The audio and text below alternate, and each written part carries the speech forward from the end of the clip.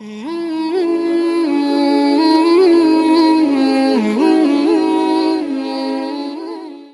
যে মাসটিতে অবস্থান করছি সে মাসটির নাম হলো রজব মাস। কি মাস? রজব মাস। আল্লাহ রাসূল এই মাসে একটা দোয়া সবচেয়ে বেশি করতেন। আমরা গত জুমায় শুনেছি, আল্লাহুম্মা বারিক লানা ফি রাজবিন ওয়া শাবান ওয়া বাল্লিগনা রমাদান। আল্লাহ রজব এবং শাবানে বরকত আমাদের সকলের ভাগ্যে নসিব করে দাও এবং এই রজব মাস পর্যন্ত যখন হায়াতের জিন্দেগিতে বাঁচিয়ে রেখেছো, ওয়া বাল্লিগনা রমাদান, রমজান মাস পর্যন্ত আমাদেরকে পৌঁছে দিয়ে ধরে সুবহানাল্লাহ। সেই রহমতের মাস, মাগফিরাতের মাস, যে মাসে একটা নফল ফরজের সমতুল্য হয়ে যায়, একটা ফরজ 70টা ফরজের সমতুল্য হয়ে যায়, সেই মাস আমরা চাই কি চাই না? যারা বলেন চাই কি চাই না? আল্লাহ রাসূল এই দোয়া করতেন, বাল্লিগনা রমাদান। আল্লাহ এই পর্যন্ত যখন বাঁচিয়ে রেখেছো, ওই রহমত বারকা নাজাতের মাস আমাদের ভাগ্যে নসিব না করে যেন আমাদের কবুল দিও না। আল্লাহ পাকের কাছে আমরা সেই দোয়া করি, সবাই বলি আমিন। আমিন। সম্মানিত ভাইরা, এই মাসটা অত্যন্ত মর্যাদাপূর্ণ, আমাদের কাছে অত্যন্ত গুরুত্বপূর্ণ, কারণ এই মাসে আমাদের প্রিয় নবী হযরত মুহাম্মদ রাসূলুল্লাহ সাল্লাল্লাহু আলাইহি সাল্লাম সাত আসমান ভেদ করে আরশ আযিমে আল্লাহ রাব্বুল আলামিনের সাথে গিয়ে দিদার লাভ করেছিলেন। এরকম ঠিক কি না? এই পৃথিবী হযরত আদম আলাইহিস সালাম থেকে শুরু করে আমাদের নবী পর্যন্ত, শেষ নবী পর্যন্ত যত নবী পৃথিবীতে আগমন করেছেন, সমস্ত নবী চেয়েছেন আল্লাহর সাথে সাক্ষাৎ করার জন্য, তাকে দেখার জন্য, তার সাথে তার দিদার লাভ করার জন্য, কিন্তু কোন নবীর ভাগ্যে নসিব হয় না। মুসা আলাইহিস সালাম বলেছিলেন, রব্বি আরিনি, আল্লাহ আমাকে একটু দেখা দাও, তুমি কেমন? তোমার পরিবার দেওয়া সারা জীবন দিয়ে গেলাম, তুমি কেমন আমাকে একটু দেখা দাও। আল্লাহ পাক জানিয়ে দিলেন, লান তারানি মুশরিক কালাউ মুসা, দুনিয়ার এই চক্ষু দিয়ে আমাকে দেখতে পাবে না। কিন্তু আমার নবী, আপনার নবী, বিশ্ব নবী আল্লাহ রাব্বুল আলামিনের কাছে আপনার পেশ করে নাই, তবু আল্লাহ রাব্বুল আলামিন আমার নবীকে নিজে আশা দিয়ে দাওয়াত দিয়েছেন। সুবহানাল্লাযী আসরা বিআবদিহি, চিৎকার করে বলি সুবহানাল্লাহ। আমাদের নবী কি করেন? দোয়া করেন, আল্লাহ আমাকে দেখা দাও, কিন্তু আল্লাহ স্বয়ং নিজেই আমার নবীকে দাওয়াত দিয়ে আরশ আযিমে নিয়ে গেছেন, তার দিদার দেওয়ার জন্য। সুবহানাল্লাহ। আমরা কর্তব্য যে নবী জান্নাতের দরজা না খুললে অন্য নবীরাও জান্নাতে প্রবেশ করতে পারবে। আমরা সেই নবীর উম্মত, যে নবীর উম্মতেরা জান্নাতে প্রবেশ না করলে অন্য নবীর উম্মতেরাও জান্নাতে প্রবেশ করতে পারবে না। এজন্য এই মাসটা অত্যন্ত গুরুত্বপূর্ণ। এই মাসে আল্লাহ রাব্বুল আলামিন তার প্রিয় হাবিবকে নিজের দাওয়াত করে আরশ আযিমে নিয়ে গিয়েছিলেন। আরশে মিরাজে রাসূল গিয়েছিলেন। কাছ থেকে আমরা জানি রাসূলুল্লাহ সাল্লাল্লাহু আলাইহি ওয়াসাল্লামকে আল্লাহ পাঁচ ওয়াক্ত নামাজ উপহার দিয়েছিলেন। কয়েকটা পাঁচ ওয়াক্ত নামাজ রাসূল মিরাজ থেকে নিয়ে এসেছিলেন। পাঁচ ওয়াক্ত নামাজ ছিল হাদিয়া, কিন্তু আল্লাহ রাসূলকে পাঁচ ওয়াক্ত নামাজ দেওয়ার জন্য মূলত মিরাজ হয় না। মূলত মিরাজ পাঁচ ওয়াক্ত নামাজের জন্য হয়। যদি বলেন নামাজের জন্য হয়েছে, হজের জন্য তো হয় নাই, যাকাতের জন্য হয় নাই, রোজার জন্য হয় নাই, সুতরাং নামাজের জন্য মূলত মিরাজটা হয় নাই। মিরাজটা হয়েছিল এই কারণে যে আল্লাহ রাসূল অল্প কিছুদিনের ভিতরে যে মক্কা ছেড়ে মদিনায় যাবেন, সেখানে আল্লাহ রাব্বুল আলামিন তাকে মদিনা রাষ্ট্রের রাষ্ট্রপ্রধান প্রেসিডেন্ট পাঠাবেন।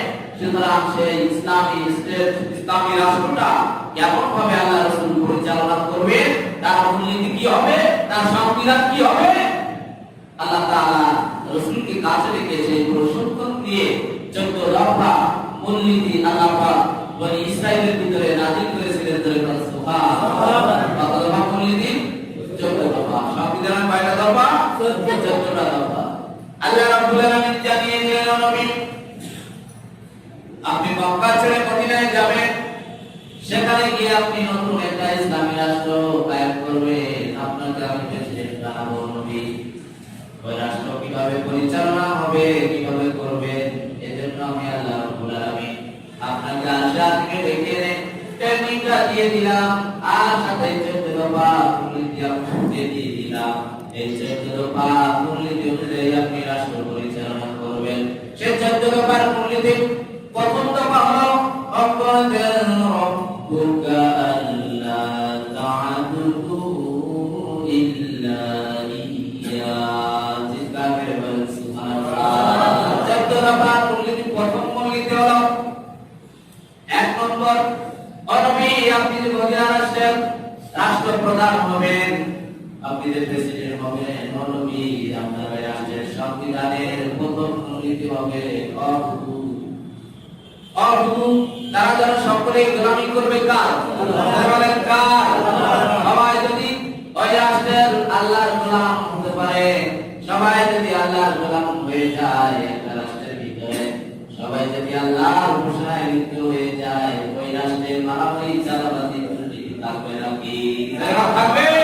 সেখানে আমার কোনো মামুন ধর্ষিত হবে না, কোনো মামুন লাঞ্ছিত হবে না, কোনো মামুনের লাশ রক্তময় পড়ে থাকবে না। তাদের কারণ ঠিক নেই। সেখানে ভূত চালাবাজি সন্ত্রাস জুলুম নির্যাতন থাকবে না। যদি একটা সমাজের মামুন সব গোলাম হয়ে যায় কার? আল্লাহ। অকাদা রাব্বুকা আল্লা তা'বুদু, আল্লাহ রাব্বুল আলামিন সে কথাই বলছেন নবী আপনি যে মদিনা রাষ্ট্রের রাষ্ট্রপ্রধান হবেন, ওই রাষ্ট্রের এক নম্বর নীতি হবে ওই দেশের মানুষগুলো জনগণ যেন আল্লাহ তাআলার ইবাদত করে আর কারো ইবাদত করবে না, কারো গোলামি করবে না। এটা আমি আল্লাহর পক্ষ থেকে চূড়ান্ত সিদ্ধান্ত হয়ে গেছে।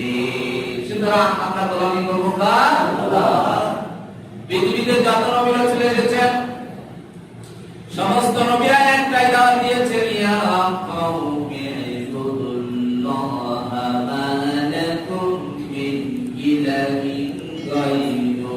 সমস্ত নবীরা একটাই দাওয়াত দিয়েছেন, ইয়া কওমি, হে আমার জাতি, হে আমার সম্প্রদায়, তোমরা একমাত্র গোলামি করো আল্লাহ। কার গোলামি করো? আল্লাহ তাআলার গোলামি করো। সমস্ত নবীর দাওয়াত। আর আমাদের নবী বলেছেন, ইয়া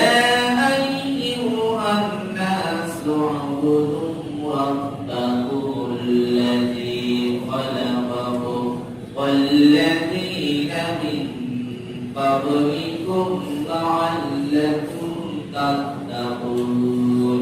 আমার নবী বলেছেন, ইয়া আইয়ুহান নাস, অর্থাৎ আমার নবী তো একটা জাতি, একটা সম্প্রদায়ের জন্য নবী আসেন নাই। আমার নবী হলো বিশ্ব নবী। কিয়ামত পর্যন্ত যত মানুষ আসবে, যত সম্প্রদায়, যত গোত্র আসবে, শুধু আরব না, শুধু ভারত না, শুধু বাংলাদেশ না, যত দেশ আছে পৃথিবীতে সমস্ত দেশবাসীর জন্য, সমস্ত মানুষের জন্য আমার নবী বিশ্ব নবী। এজন্য নবী দিয়া কওমি বললেন না, বললেন ইয়া আইয়ুহান নাস, হে মানব জাতি, হে মানব মণ্ডলী, তোমরা আল্লাহ তাআলার গোলামি করো যিনি তোমাদেরকে সৃষ্টি করেছেন। ওয়াল্লাযীনা মিন ক্বাবলিকুম, এবং তোমাদের পূর্বে যত মানুষ এসেছে সকলকে যে আল্লাহ সৃষ্টি করেছেন গোলামি করো সেই আল্লাহ। সুবহানাল্লাহ। তাহলে গোলামি হবে কার? আল্লাহ। আল্লাহ রাব্বুল আলামিন বলেন বান্দারে গোলামি করবা আমার। ওয়া মা খালাকতুল জিন্না ওয়াল ইনসা ইল্লা লিয়াবুদুন। আমার গোলামি করার জন্য আমি আল্লাহ তোমাদেরকে একমাত্র এই উদ্দেশ্যে তোমাদের সৃষ্টি করেছি। আমাদের সৃষ্টি করেছেন একটাই উদ্দেশ্য, আল্লাহ তাআলা। আমরা গোলামি করব কার? আল্লাহ তাআলা। ভালো করে বুঝেন। আমি যে মাইক্রোফোনটা কথা বলছি, এই মাইক্রোফোনটা তৈরি করা হয়েছে কিসের কারণে? যে আমার কথাগুলো সে কি তাই আউটপুট করে দেবে। এজন্য এখন যদি মাইক্রোফোনে আমি কথা বলছি, আওয়াজটা বাইরে হচ্ছে না, বলেন তো এটা কোনো মূল্য আছে? এটা কোনো দাম আছে? আপনি যে একটা মোবাইল ফোন ইউজ করেন, এই মোবাইল ফোনের কিছু কাজ আছে, এই জন্য আপনি ওটা কিনছেন। যদি ওই ফাংশনগুলো কাজ না হয় তাহলে মোবাইলের কোনো দাম আছে? তাহলে ভালো করে বুঝে, আল্লাহ যে কারণে যে জিনিস সৃষ্টি করেছেন, যে কারণে যে জিনিস সৃষ্টি করেছেন, যদি সেই জিনিসটা সেই কাজ না করে তাহলে সেইটার কোনো দাম না। আপনি একটা আম গাছ বাড়ির সামনে লাগালেন, ছেলে মেয়ে খাবে, দেখা গেল গাছ হয়েছে, আম হয় না, এই গাছকে আপনি রাখবেন? কেটে ফেলবেন, কেটে তক্তা বানাবেন, যাবেন।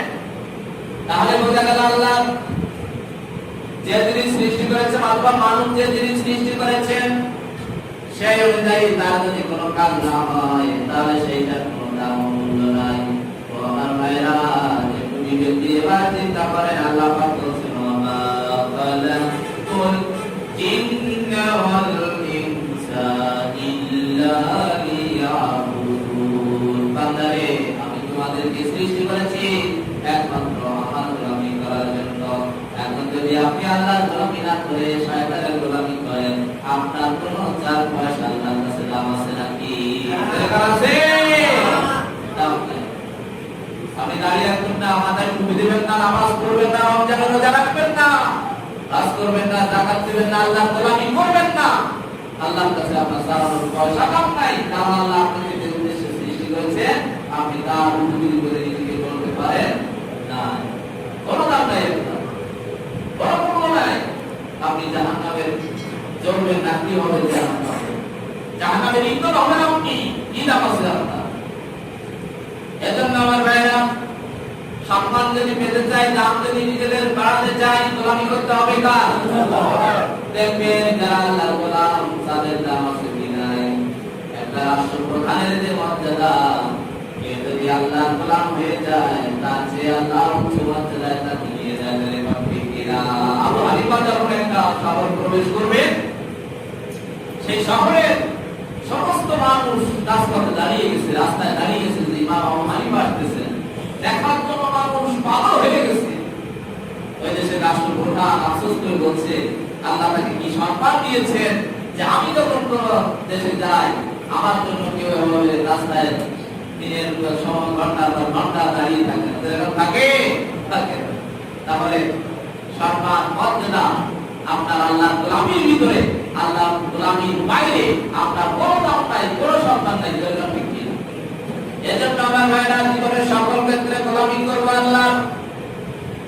আমরা প্রতিদিন পাঁচ ওয়াক্ত নামাজে সূরা ফাতিহার ভিতরে সে কথাই আল্লাহকে জানিয়ে দিলাম, ইয়াকা না'বুদু ওয়া ইয়াকা নাস্তাঈন। আল্লাহ, তোমাকে জানিয়ে দিলাম আমরা তোমারই গোলাম, তোমার ইবাদত করি, তোমার গোলামি করি, আল্লাহর গোলামি করি না।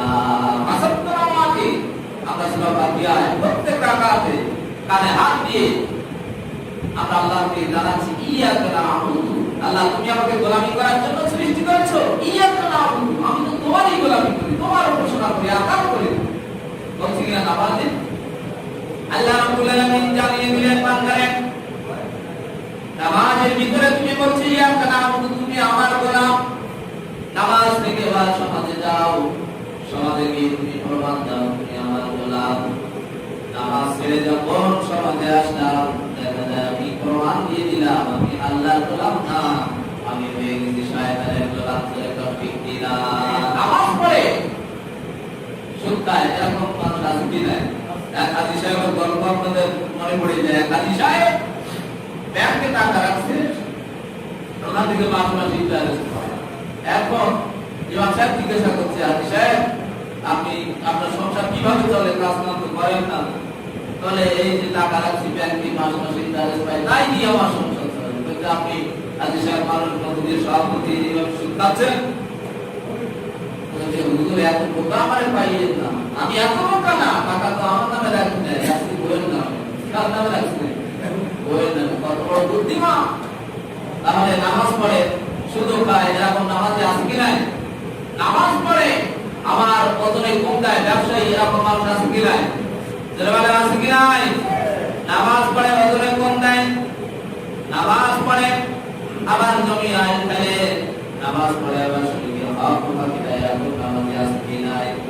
নামাজ পড়ে আবার ধর্ম নিরপেক্ষতা মতবাদের আন্দোলন করে, সমাজতন্ত্রের আন্দোলন করে, এরকম নামাজে আছে কি নাই? আল্লাহ রাব্বুল আলামিন বললেন, ইয়াকা না'বুদু, বান্দা নামাজে পড়লে আমি তোমার গোলাম।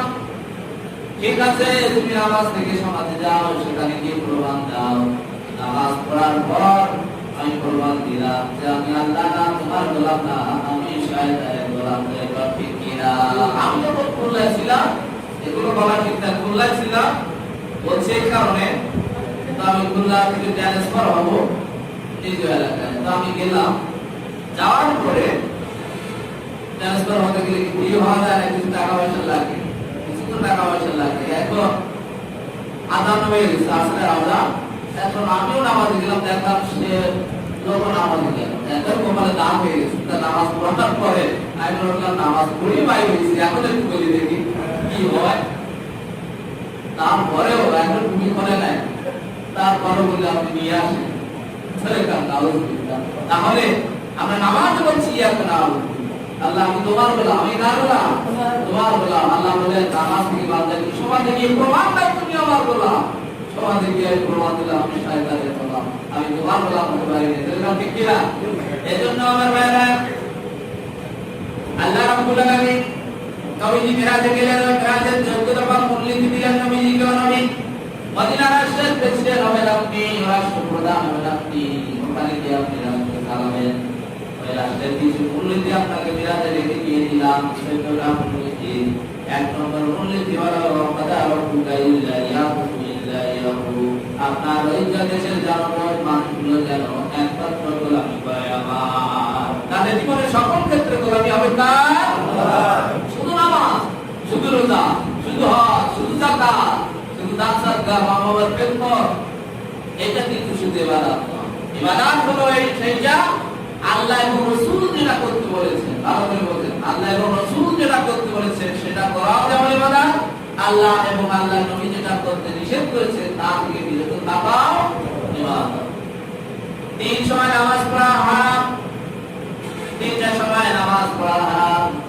যখন সকালে সূর্য ওঠে, সূর্য উদিত হয়, যখন সূর্য ঠিক দুপুরের সময় মাথার উপরে আসে, আবার সূর্য অস্ত হয়, 3টা সময় নামাজ পড়া হারাম করেছেন কে? কে করেছেন?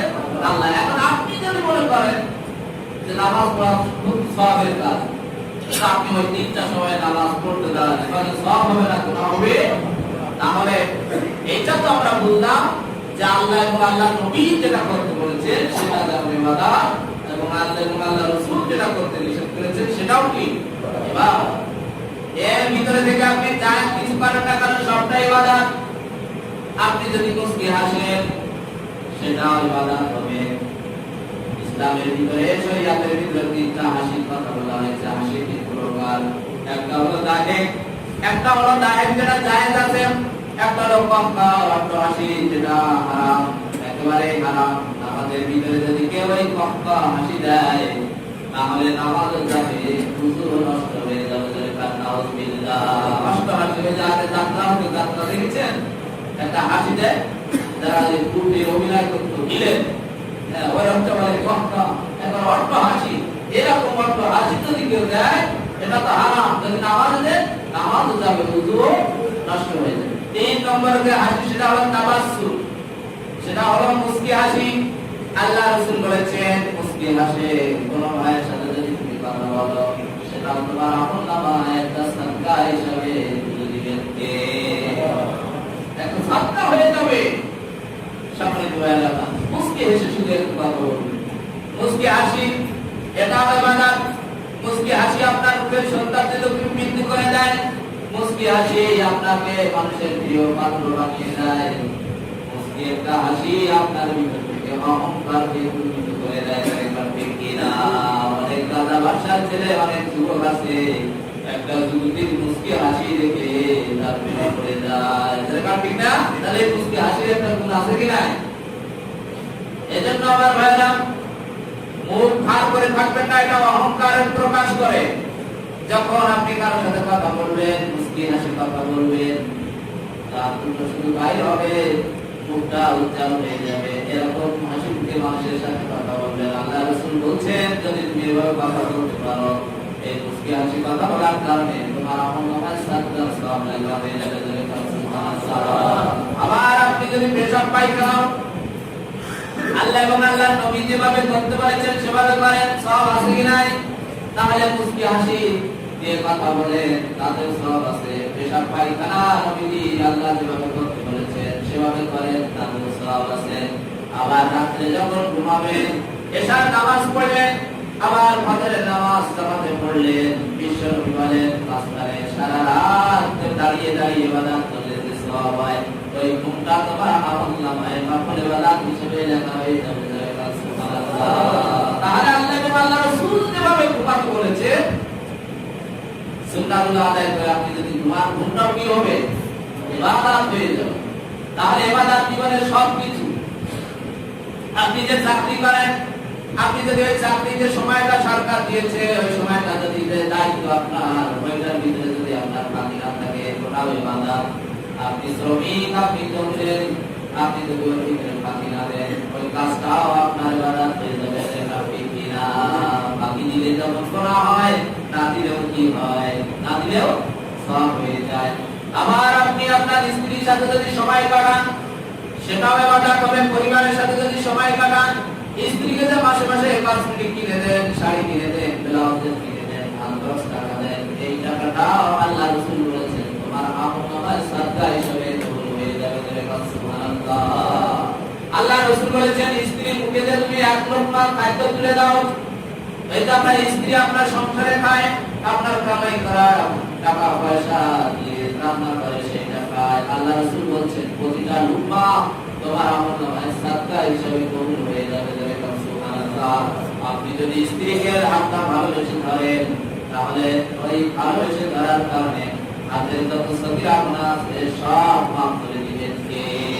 কারণ স্ত্রী হাতটা ধরে যদি স্বামীর হাত ধরে ভালোবেসে মহব্বত করে গুনাহ আছে কি নাই? বান্ধবীরা, সাথে বোনেরা, তাহলে এখানে যদি করা থাকে স্ত্রীর হাত আর যদি আপনি ধরেন ভালোবেসে মহব্বতের সাথে, আপনার হাতের গুনাহ মাফ হয়ে যাবে। সম্মানিত ভাইরা আমার, বিশ্বনবী বললেন স্বামী আর স্ত্রী শীতের রাতে এক কম্বলের ভিতরে যে সময়টা কাটায় তা তো সওয়াব আছে, মেলামেশার ভিতরেও সওয়াব আছে। সাহাবারা জিজ্ঞাসা করলেন ইয়া রাসূলুল্লাহ, এর ভিতরেও নেকি আছে নাকি? আল্লাহ রাসূল বললেন যদি এই মেলামেশাটা অন্যর সাথে করো, পরক্রিয়া ভাবে করো, না আছে কি নাই? বলে আছে, তাহলে হালাল বৈধভাবে আল্লাহর বিধান করবে, এইটার ভিতরেও সওয়াব আছে। সুবহানাল্লাহ। এজন্য শুধু নামাজ পড়তে হজ যাকাত দান সাদকা মহব্বত পেছনে বাজার নয়, আপনি আল্লাহ রাসূলের নির্দেশ মতো যা কিছু করেন না কেন সবটাই কি? সবটার ভিতরে সব রয়েছে, এটাই ইবাদত। আমার ভাইরা রক্তদান করে, যুবকেরা এখন, এটা ছিল না, বর্তমানে যুবকেরা এখন দেখবেন অনেকগুলো যুবক একসাথে হয়ে তারা রক্ত ডোনেট করে। ঠিক না? এই রক্তদানের ভিতরে যদি আপনি থাকতে পারেন, এই দলের ভিতরে আপনি যদি রক্তদান করতে পারেন, এর মতো সওয়াব নাই। একটা মানুষের মুমূর্ষু রোগীর জীবন আপনি বাঁচালেন রক্ত দিয়ে, এটাও ইবাদত। আপনি রাস্তার ধারে একটা গাছ লাগালেন, নিয়ে থাকলে এই গাছে যত পাখি উড়বে, এই গাছের ফল পাবে, যত পক্ষী শান্ত হবে, এই গাছের ছায়া উঠবে, ওই গাছ থেকে যত পাখি ফল পাবে, যত মানুষের ছায়া উঠবে, সমস্ত সবগুলো আপনার নামে লিখে দিবেন। সবটাই ইবাদত। আপনি যা কিছু করেন না কেন ইসলামের ভিতরে থেকে সবটাই ইবাদত। আমার ভাইরা, গাড়িতে যাচ্ছেন, গাড়িতে দেখবেন অনেক যুবক আর যুবতী তারা অশ্লীল গান বাজনা শোনে। আপনি যদি কোরআন তেলাওয়াতে সবটা আছে, মোবাইলে কোরআন তেলাওয়াতের ভিডিও আছে, আপনি যদি গাড়িতে বসে 1 ঘন্টা কানে লাগিয়ে কোরআন তেলাওয়াত শুনেন, সওয়াব আছে কি নাই? সেখানেও সওয়াব আছে। আপনি যদি ওয়াজ শুনেন, সেখানেও সওয়াব আছে। এভাবে যদি আপনি মনে করেন আমার 24টা ঘন্টা আল্লাহর ইবাদতের ভিতরে আমার কাটবে, শয়তানের ইবাদতের ভিতরে আমি যাব না, সেই সুযোগ আছে কি নাই? এজন্য আল্লাহ বললেন মা খালাকুল জিন্না ওয়াল ইনসা ইল্লা লিয়াবুদুন। বান্দারে, আমি তোমাকে সৃষ্টি করেছি একটাই উদ্দেশ্যে, যে তুমি আমার গোলামি করবা আর কারো গোলামি করবা না। এই গোলাম যদি আল্লাহ হতে পারে, তাহলে তার উপরে সরকার আছে কি নাই? আপনার দাম আছে কি নাই? আপনার মর্যাদা আছে কি নাই? আর আপনি যদি আল্লাহর গোলামির ভিতরে না কাটাতে পারেন, আপনার বড় দাম। দুনিয়ার মানুষের কাছে কিছু দাম থাকতে পারে, কিন্তু আল্লাহর কাছে কিন্তু আপনার কোনো ভ্যালু নাই, কোনো মূল্য নাই। সম্মানিত ভাইরা আমার, এজন্য সারাটা জীবনের রান্নাঘর থেকে শুরু করে সংসার ভবন পর্যন্ত, নৌকাটা চুল কাটা থেকে শুরু করে জীবনের সকল ক্ষেত্রে গোলামি হবে আল্লাহ। এবার আল্লাহ রাব্বুল আলামিন বলছেন, ও নবী, আপনি যে মদিনা রাষ্ট্রের প্রেসিডেন্ট হবেন, ওই রাষ্ট্রের 2 নম্বর গুণে লিখতে হবে অবিল ওয়ালিদাইনি ইহসানা। তো আপনার রাষ্ট্রের মানুষগুলো আমার গোলামি করার সাথে সাথে তার পিতা মাতার সাথে সবচেয়ে ভালো ব্যবহার করবে। সুবহানাল্লাহ। এই অর্ডার কার? আল্লাহকে যে আল্লাহ দুনিয়ায় আমরা আসলাম, যে আল্লাহ নিয়ামত খেয়ে আমরা এই দুনিয়া সংসার এই সুখ শান্তি সব কিছু করছি, একটা ওসিলা আছে। সেই ওসিলা কারা? আমাদের বাপ এবং মা, তাদের মাধ্যমে তো আমরা এই দুনিয়ায় এসেছি। এজন্য আল্লাহ অল্প রহমত আমাদের উপর করছে। দেখেন আল্লাহ পাক বলছেন, খবরদার বান্দা, আমার গোলামি করার পর তোমার মা বাবা যে তোমাকে ভূমিষ্ঠ করলো, দুনিয়া নিয়ে আসলো, আলো বাতাস দেখালো, নিজের জীবন শেষ করে তোমাদেরকে বড় করলো, মানুষ করলো, তাদেরকে যেন ভুলে যেও না। আমার অর্ডার এটাই যে আমার গোলামির পরে তোমরা মা বাবার খেদমত করো। সম্মানিত ভাইরা আমার, আল্লাহ রাব্বুল আলামিন যে মূলনীতি দিলেন মানবিক ইসলাম রাষ্ট্রের প্রথম দফা হবে মানুষগুলো গোলামি করবে আল্লাহর, 2 নম্বর তারা মা বাবার খেদমত করবে। একবার চোখ বুজে তাকান, এই দৃশ্যটা দিকে একবার চোখ বুজে তাকান। মানুষগুলো যদি ভাবে আল্লাহর গোলাম হয়ে যায় আর পিতা মাতার অনুগত সন্তান হয়ে যায়, ওই সমাজে শান্তি আল্লাহর রহমত দিয়ে ভরপুর হয়ে যায়। ঠিক কিনা? থাকে না? বলেন ঠিক কিনা? এজন্য আমার ভাইরা, পিতা মাতার সাথে সবচেয়ে ভালো ব্যবহার করতে হবে, তাদের খেদমত করতে হবে। আপনার বাবা বিশ্ব নবীর কাছে জিজ্ঞাসা করা হলো বাবার খেদমত সম্পর্কে। পাকে আল্লাহ রাব্বুল আলামিন 3 মর্যাদা বাড়িয়ে দিয়েছেন ঠিকই, কিন্তু বাবার অবদান অস্বীকার করা যাবে নাকি? জায়গান যাবে নাকি? একটা পরিবার করার জন্য সবচেয়ে অবদান কিন্তু বাবার। তাকে জায়গান ঠিক কিনা? আপনাকে আমাকে মানুষ করার জন্য বাবার মাথার উপর রোদ বৃষ্টি ঝড় তুফান সব চলে গেছে, জায়গান ঠিক কিনা? আপনাকে মানুষ করার জন্য বাবা যৌবন হারিয়েছে, আপনার গায়ে জামা পুরাতন হয়ে গেছে, অথবা আপনার জামা আছে নতুন জামা বায়না করেছে। বাবার গায়ের জামাটা ছাড়া বাবার একটা জামা দরকার, কিন্তু বাবা কেনে না। আপনাকে আমাকে সন্তানের মুখে আপনার আমার মুখে হাসি দেখার জন্য বাবা নিজে না কিনে সন্তানকে জামা কিনে দেয়। আছে কি নাই? যারা বলেন আছে কি নাই? প্রত্যেকটা বাবার নাম যেমন যে বাবা নিজের হাসি সুখ শান্তি বিলীন করে সন্তান পরিবারের মানুষের মুখে হাসি দেখতে চায়, ঠিক কিনা? বাবা লুঙ্গি ছেড়া খেয়ে গেছে, বাইরে বাইরে হতে পারে না, বাবার মন চায় টাকা হলে একটা লুঙ্গি কিনবে, কিন্তু আমি বাবার বায়না দিয়েছি, বাবা আমাকে প্যান্ট কিনে দাও। বাবা নিজের লুঙ্গিটা না কিনে আপনার আমার প্যান্ট কিনে দিয়েছে, ঠিক কিনা? এভাবে বাবা না খেয়ে আপনার মুখে খাদ্য তুলে দিয়েছেন, এভাবে নিজের জীবনটাকে শেষ করে দিয়েছে। একজন মানুষের আপনি আমি একদিন বাবা হবো, বড় স্বপ্ন আছে আপনার আমার, বড় আশা সাত আনন্দ আছে কি নাই? কিন্তু দেখা যায় আপনাকে আমাকে লেখাপড়া করাতে গিয়ে বাবা জীবনের স্বপ্নগুলো সব শেষ করে দিয়েছে, ঠিক কিনা?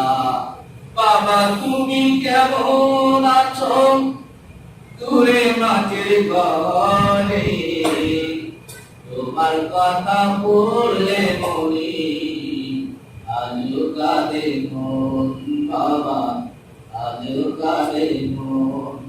বাবা তুমি কোথায় আছো দূরে মাটির ঘরে, তোমার কথা বললে মনে আজও কাঁদে মন, আমার আজও কাঁদে মন। স্বপ্ন ছিল তোমার অনেক বড় হবো আমি, স্বপ্ন তোমার রয়ে গেল, রইলে না যে তুমি বাবা। স্বপ্ন ছিল তোমার অনেক বড় হবো আমি, স্বপ্ন তোমার রয়ে গেল, রইলে না যে তুমি বাবা। তোমার স্মৃতি গুলো আমায়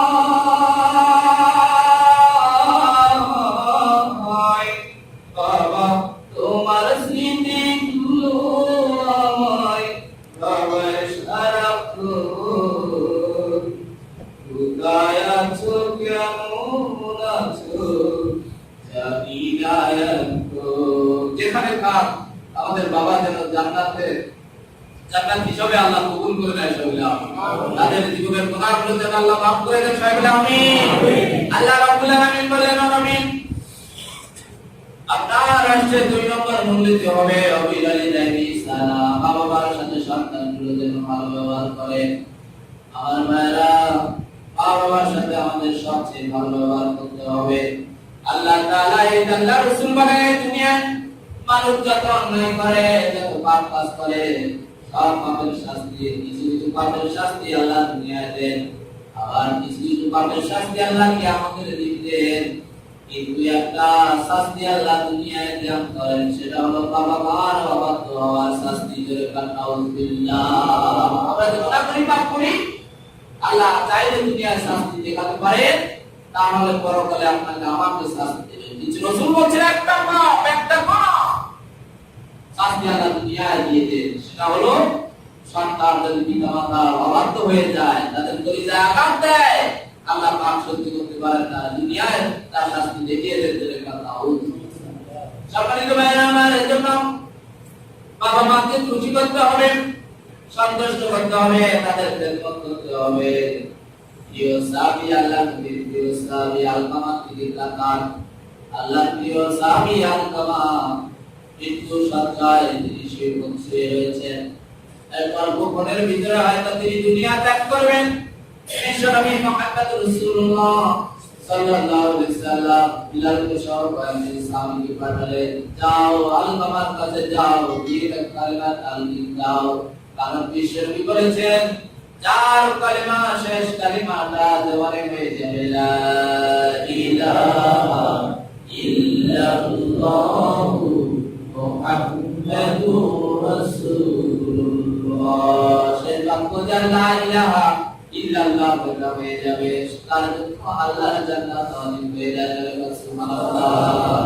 মাওলা যেদিন ডাকবে আমায় শুইতে গোরস্তানে,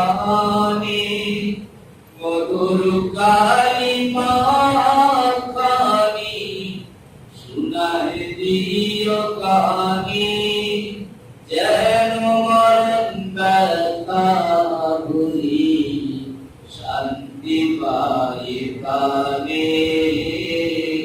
মাওলা যেদিন ডাকবে আমায় শুইতে গোরস্তানে। সবাই আমিন। আল্লাহর কাছে দোয়া করি, এটাই আল্লাহ যেদিন আমার ডাক দিবা তোমার কাছে, আমার শেষ কালিমা যেন লা ইলাহা ইল্লাল্লাহ হয়ে যায়, আমি শান্তির সাথে তোমার কাছে চলে যেতে পারি, প্রশান্ত চিত্তে আমি তোমার কাছে চলে যেতে পারি। এজন্য বিশ্বনবী বলেন, যাও আল্লাহর কাছে কালিমা তালকিন দাও। সাহাবারা গেলেন, কালিমার তালকিন দিতেন, কিন্তু কালিমা পড়ে আল্লাহ পড়তে পারে না, বারবার জিহ্বাটা জড়িয়ে যায়।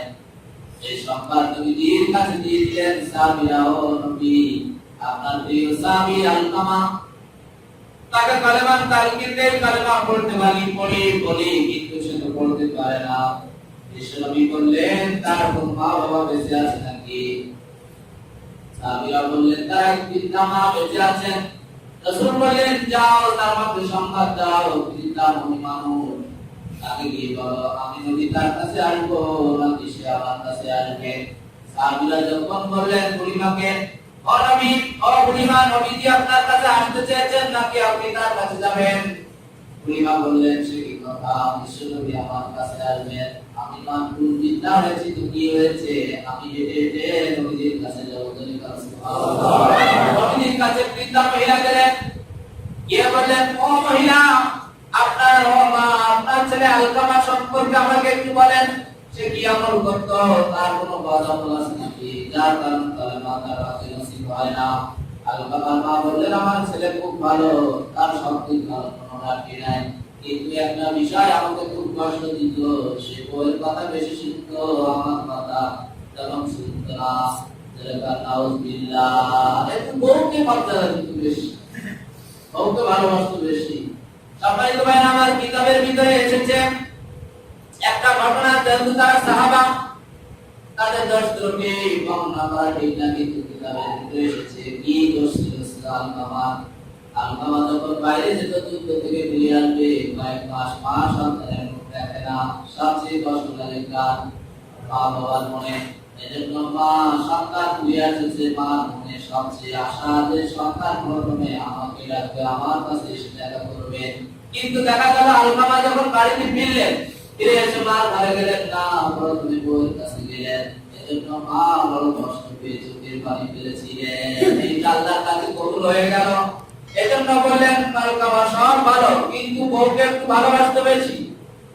আল্লাহ রাসূল বললেন ও মা, এই কারণে আলকামার কলমার কারণ উচ্চারণ হচ্ছে না, যতক্ষণ না আপনি মাফ করে দিবেন আলকামা কলমা পড়তে পারবে না।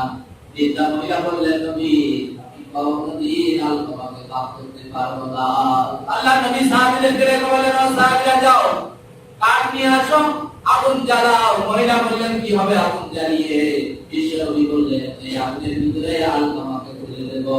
তখন ওই বৃদ্ধা মহিলা চিৎকার করে কেঁদে বললেন, নবী মা বেঁচে থাকতে তার চোখের সামনে সন্তান আপনি চলবে, এটা আমি সহ্য করতে পারবো না। আপনাকে সাক্ষী রেখে আমি ঘোষণা দিলাম, আমি আলকামাকে ক্ষমা করে দিলাম। এই পৃথিবীতে অনেক মা আছে, বাবা আছে, সন্তান অবাধ্য, থানায় গিয়ে অভিযোগ করে ওসি সাহেবের কাছে, আপনি একটু সাহায্য করেন। ওসি সাহেব করে নিয়ে আসে। যখন পা দুটো বেঁধে ওপর দিকে ঝুলায় মারতে যায়, ওই মা আবার ওসি সাহেবের পা জড়িয়ে ধরে যে আমার সন্তানকে মারবেন না। ও আমাকে মা বলে নাই ডাকু, কিন্তু আমার সামনে চলাফেরা করবে, ঘোরাফেরা করবে, এটাই আমার সবচেয়ে বড় সান্ত্বনা হয়ে পারবে কিনা। এজন্য আমার ভাইরা, আলকামার মা যখন বললেন ইয়া রাসূলুল্লাহ তাকে ক্ষমা করে দিলাম, রাসূল বললেন যাও সাহাবীরা এবার আলকামার কালেমা তালকিন দাও। সাহাবীরা যখন কালেমার তালকিন দিল, বলল লা ইলাহা ইল্লাল্লাহ, আলকামা বলার সাথে সাথে আলকামার জবান থেকে উচ্চস্বরে আওয়াজ হয়ে গেল লা ইলাহা ইল্লাল্লাহ মুহাম্মাদুর রাসূলুল্লাহ। এজন্য আমার ভাইরা, বাবা মা বড় কঠিন জিনিস, তাদের সাথে বেয়াদবি করবেন, তাদের মনে কষ্ট দেবেন। নামাজ পড়েন, নামাজ পড়েন, যাকাত করেন, তাবলীগে চিল্লাতেন, যাই করেন না কেন, মা বাবা যদি খুশি না থাকে, সন্তুষ্ট না থাকে, হয়তো ইবাদত করতে করো আপনার আমার কপালে কালেমা নসিব নাও হতে পারে। কালেমা কি না, এটা তো অবিলম্বে দেয় ঈসা নবী, আপনি মদিনার রাষ্ট্রের প্রেসিডেন্ট হবেন, আপনার ওই রাষ্ট্রের প্রথম দফা মনোনীত হবে, মানুষ গোলামি করবে আল্লাহ। তারপরে আমার গোলামি করার পর আমি আল্লাহ অর্ডার দিলাম ওই দেশের মানুষগুলোকে নসিহত করবে, তারা যেন সবচেয়ে ভালো ব্যবহার তাদের মা বাবার সাথে করে। এই অর্ডারটা আমার মা বাবার দোয়া ছাড়া আমরা এই পৃথিবীকে কেউ বড় হতে পারি না। এই পৃথিবীতে যারা বড় হয়েছে, শ্রেষ্ঠ হয়েছে, মনীষী হয়েছে, দেখেন সবার পিছনে মা বাবার দোয়া আছে কি নাই। ইমাম বুখারী হলে তার পিছনে তার মা দোয়া আছে কি নাই। তিনি ছোটবেলায় অন্ধ ছিলেন, পাঁচ ওয়াক্ত নামাজে তাহাজ্জুদের নামাজে মা চোখের পানি দিয়ে যায় নামাজ ভিজিয়ে ফেলতেন, যে আমার ছেলের কি হবে। এজন্য আমার ভাইরা, এই পৃথিবীতে যত মানুষ বড় হয়েছে, জীবনে যদি বড় হতে চান, নিজেকে বরকত পেতে চান, মা বাবার খেদমত করার দরকার আছে কি নাই, তাদের দোয়া নেওয়ার দরকার আছে কি নাই। ভাই যে দিবস আমি তোমার হলো কত প্রিয়, সে তোমার ভালোবাসা দুয়ার কারণে বাইজিদ ইসলামী মরহুম আব্দুল কাদের জিলানী তার ফাতোয়া আল্লাহর নবী হয়েছে। বলেন ফাতোয়া আয়াত দোয়া বাইজিদ ইসলামী তোমার হলো কত প্রিয়, সে তোমার ভালোবাসা দুয়ার কারণে জেনে নিও। মায়ের দুয়া পেলে খোদার রহম পেলে হবে তুমি জগৎ অনন্য, হবে তুমি জগৎ অনন্য। বলেন ঠিক কি না? মা বাবা দোয়া ছাড়া আমরা কেউ কিন্তু বড় হতে পারবো না। তাই আমাদের মা বাবা যাদের বেঁচে আছে তাদের সাথে সবচেয়ে ভালো ব্যবহার করার জন্য চেষ্টা করবো ইনশাআল্লাহ। এবং মা বাবা যাদের কবরে চলে গেছে, দুনিয়াতে নাই, তাদের জন্য আমরা পাঁচ ওয়াক্ত নামাজের দোয়া করব, তাদের কবর মাঝে মাঝে আমরা জিয়ারত করব, তাদেরকে যেন আমরা ভুলে না যাই। যে কথাগুলো শুনলাম, আল্লাহ পাক আমাদের আমল করার তৌফিক দান করুন।